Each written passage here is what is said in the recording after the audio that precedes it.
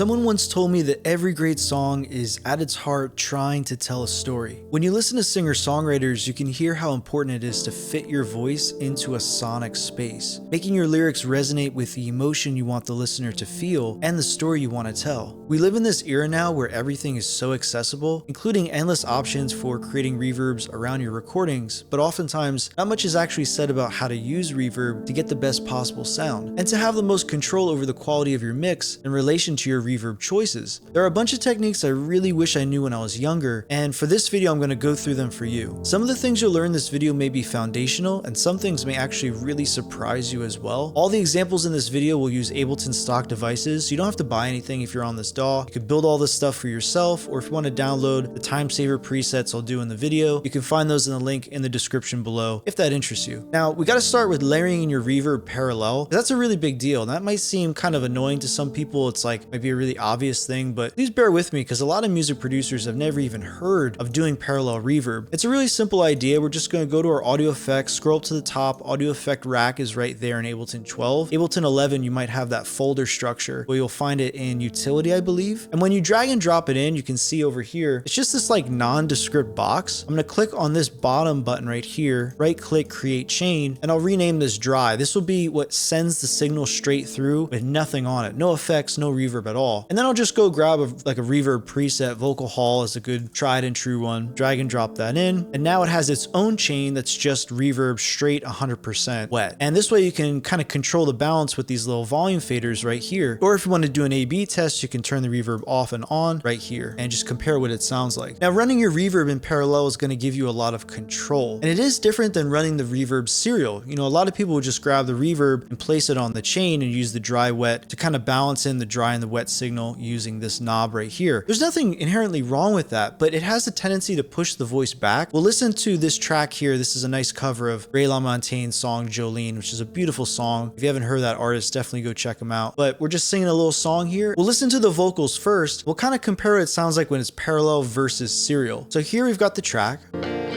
Cocaine flame in my bloodstream. I sold my coat when I hit smoking. Bought myself a hard pack of cigarettes. The early morning rain. Okay, so right there we have a reverb. Now, if I was to take this reverb instead and just place this serial on the track, I'd have to obviously use this knob to kind of figure out the balance between the dry and the wet. So let's say we'll put it around 34% and hear what it sounds like. Cocaine flame in my bloodstream. I sold my coat when I hit smoking. You'll notice it has a different sound, right? It's not exactly the same. There's a little bit of presence loss. That's how I would describe it anyway. And that's typically because when the reverb is in serial, it's kind of pushing the voice back, which is something you might want to do in your mix, but it is a different sound than when it's parallel. So, you know, and you can see if I go to like more extreme, like 72%. Right now it sounds really far away. So serial is different. It kind of has this effect of pushing the voice back. So when you go parallel, you don't have that issue because you still have this totally unaffected dry signal. So you don't lose presence if you want to add a lot of reverb. And that's a really neat thing. Now, if you wanted to push your voice back, a thing that a lot of people will do is they'll throw on a reverb at the end of the chain and go something like 9 to 18% or something like that. That would just push it back in the mix a little bit. And typically I do that with the same reverb. Just like push it back. But yeah, going parallel gives you a lot of control with that reverb, and I'm going to show you a lot of reasons why. Now, probably the first most obvious reason is that if you have a parallel chain of different reverbs, it's very easy to actually A/B test what kind of reverb sounds you might want to use on your track. Because there's a lot more out there than just a vocal hall. You have plates, chambers, spring reverbs, room reverbs, different kinds of sounds and different kinds of decay times that you might want to use on a track. So what I do here is I have the same vocal hall, but I also have something like vocal plate. This comes with hybrid reverb, the Ableton suite, and you can also download a pack for free from Ableton, convolution reverbs. This gives you things like amazing stereo spring, which is a great preset, the BM7 vocal chamber, which is another great convolution based preset. And these just sound really, really cool. And when you're in a track, you can just go ahead and just turn these off and on. You'll notice I have the volume set just straight 0, just to hear the way the reverb mixes with your voice in the context or the vibe of your music and the instruments around it, right? So you can kind of easily just test out different reverb sounds and also save a lot of time finding the right one. So here we'll listen to the vocal just soloed out, and we can hear different things like the vocal hall. Cocaine flame in my bloodstream. I sold my coat when I hit Spokane. You can hear a big difference when we go to the plate. And here we have the spring. Bought myself a hard pack of cigarettes. The early morning rain.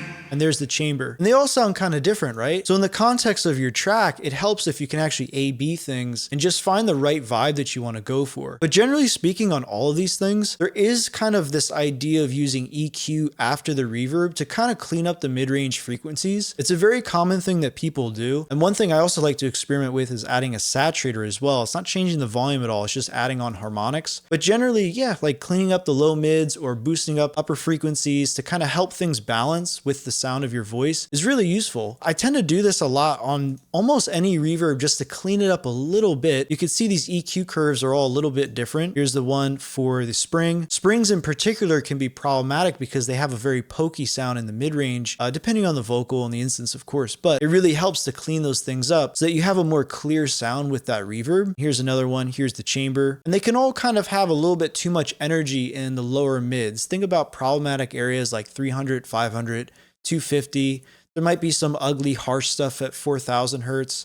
And you can kind of see that playing out here. And generally speaking, I find a lot of nice stuff around 1500 hertz, right around here, which is a really great presence area for your voice in general, but also the reverb you might be using. So yeah, EQing after your reverb can really help your sound, and I highly recommend it. Now, real quick, I want to go back to the vocal hall preset right here using the standard Ableton reverb, because there is a lot of stuff, a lot of parameters on the screen that are kind of confusing. People look at things like reflection and diffusion. They think, what's the point of all that? I don't know what that is. I would actually just go straight to decay for a second, because decay is a really big deal. It's the thing that determines how long the reverb is going to spread out in your vocal performance. And you'll notice that I have mine around 2.5 or 2.2 seconds. If you go above 3 seconds, it's going to be pretty large sounding, and it gets more moderate around 2 or 1.5, and it becomes more of a room sound at under 1 second when you're in that range. So you'll notice I have this little red dot there. I'm also a lot of times automating from a more moderate range. So I like the sound of over 3 seconds, but if you take a look at this lyrical spot, there's a lot of lyrics happening here, and a reverb that's 3 or 4 or 5 seconds is going to sound pretty crowded with all of those consonances happening. So what I'll actually will do is I will hit caps lock A, and I'll go into automation mode, and you can see them actually doing a little bit of automation on the decay time. Now, some people hate the idea of using automation, but you think about a lot of those, string composer people that do movie trailers and video game soundtracks, they have all these string libraries where they have articulation changes, vibrato, dynamics, release, tightness, and they automate all those things to add more realism and control to their string orchestral sounds. And why can't you do that with decay on your reverb? And you'll see here, it's very easy to do. If you're in grid mode and you hold down Alt with the draw tool enabled, you can actually draw in a nice smooth curvature like that, which is kind of nice. Or you could do it in an easier kind of style without the draw tool. You can highlight on the screen and then move things up or down. Just basically add a splash at the end of a phrase. And you'll hear that right here. It'll go from 2.2 seconds. And when I finish off that dramatic line, there'll be more spread in. Held you in my arms one time, lost you just the same. Now let's say instead I want to go for a big reverb sound. I want to go above 3 seconds, maybe even 4 seconds. But I know that these parts of my vocal line are going to get a bit crowded when that happens. So let's just push this up to around 3.5 or 4 seconds, and we'll take a listen. You'll notice on these phrases, the reverb will get a little more jumbled up because there's more decay on it.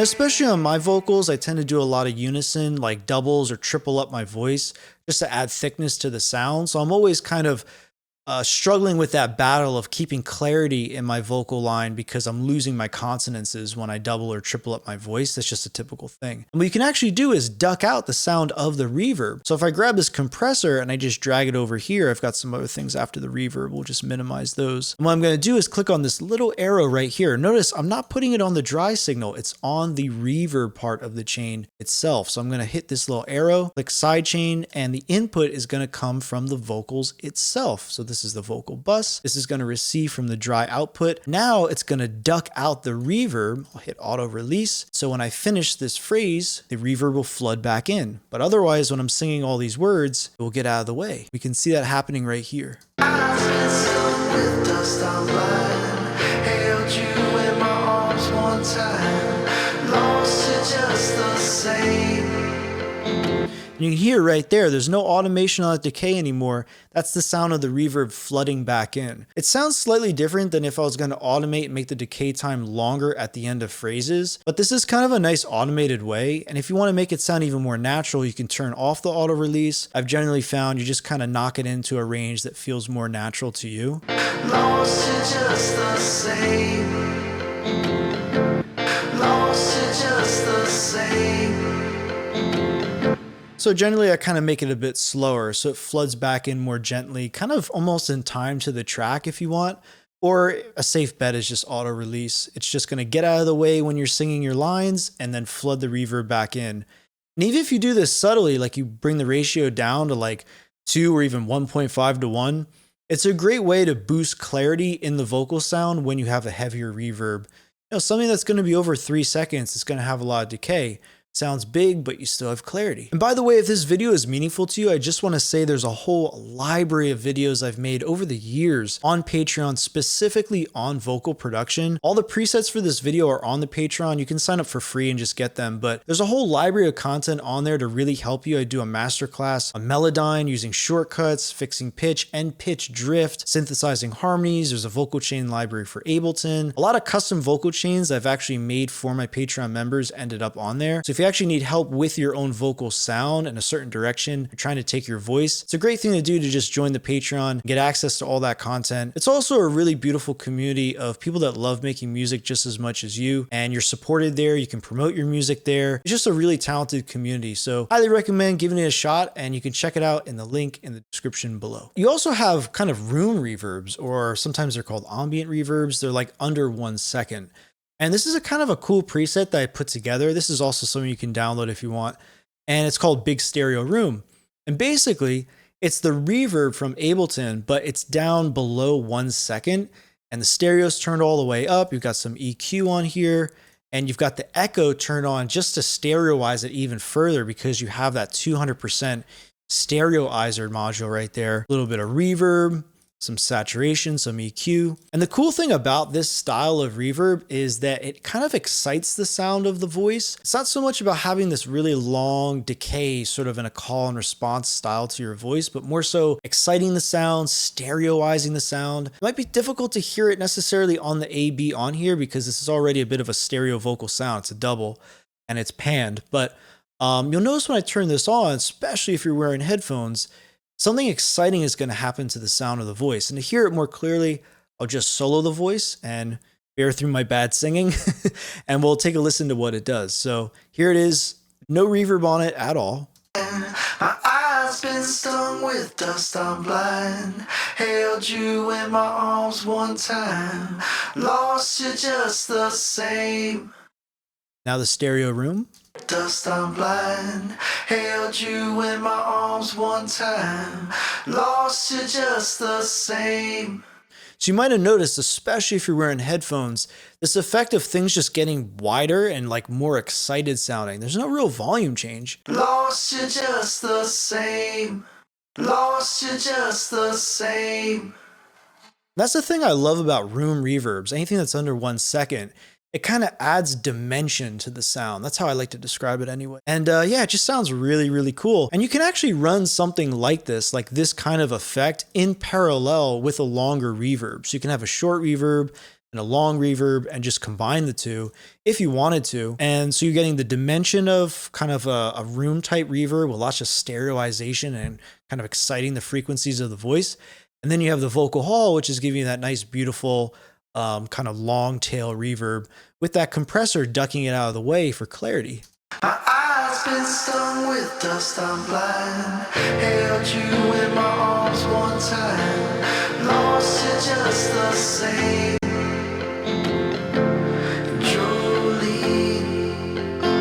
And obviously in this video, I'm running things really loud so you can hear the differences and stuff like that. But Once you have these reverbs in place, you can just turn the volumes down to make them sound a little more natural. Just balance it right inside the audio effect rack. It's really useful to do.